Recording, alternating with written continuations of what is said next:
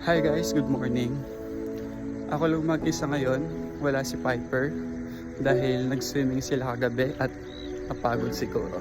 Harvest season nga pala ngayon dito sa bukid at naalala ko nung mga bata nga kami ay dito kami palagi kapag may mga nag-harvest na. Pero ngayon, yung mga kasamahan ko noon ay nakakapag-travel na, may pamilya na at may mga magandang trabaho na.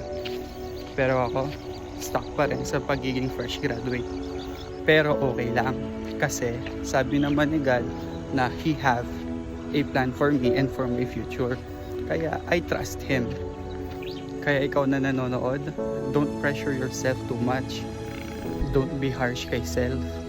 Kasi nga, delayed doesn't mean denied.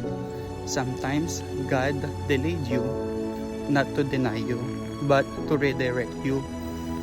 Kaya ikaw, kung nasa waiting season ka pa, try to reflect on yourself and know what you really want to do in life. And always remember that when the time is right, the Lord will make it happen. Kaya be patient. Sometimes God makes us wait longer because the blessing is bigger. And don't let anyone decide for yourself.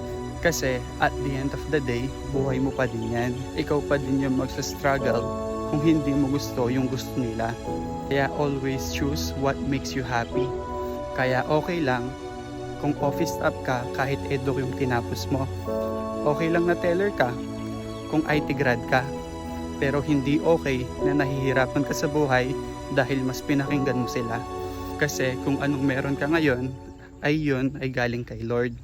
And always remember that God already set your life ng mas maganda pa sa plano mo.